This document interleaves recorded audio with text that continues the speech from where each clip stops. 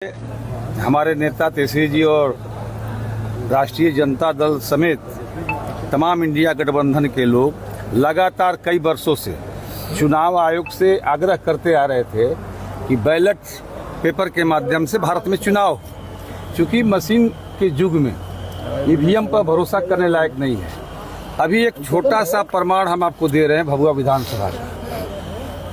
Ballot paper में जो postal ballot paper था 1400 कुछ मत थे, जिसमें हमको प्राप्त हुए 592 मत, लगभग आधे मत अकेले हमको प्राप्त हुए। भारतीय जनता पार्टी को 300 कुछ मत प्राप्त हुए। तो पोस्टल बैलेट के हिसाब से तो हम जीते हुए उम्मीदवार हैं। ईवीएम पर हम लोग तो पहले से भरोसा नहीं करते थे।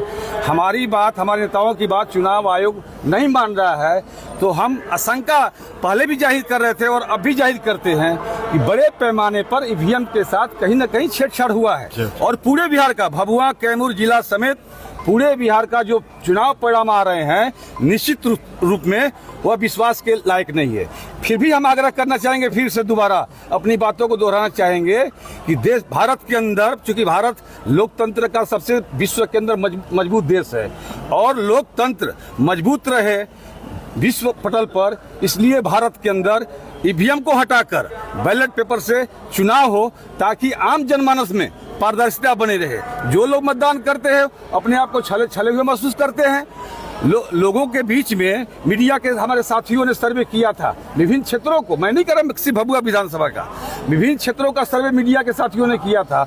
और उसके बाद जो परिणाम दिखे थे, जो जनता के बीच से जो आवाज आई थी, उससे साफ जाहिर हुआ था कि नहीं, महागठबंधन का यहाँ प्रत्याशी भारी मतों के अंतर से आगे है। और जब रिजल्ट होता है तो 20 से 25 हजार का अंतर भारतीय जनता पार्टी से राजद पीछे रहता है, ये कतई विश्वास करने योग्य नहीं है। इसलिए आपके चैनल के माध्यम से हम फिर से चुनाव आयोग से आग्रह करना चाहेंगे कि अगर भारत को संवैधानिक राष्ट्र के रूप में रखना है तो चुनाव आयोग इस पर पहल करे, चुनाव आयोग ध्यान दे।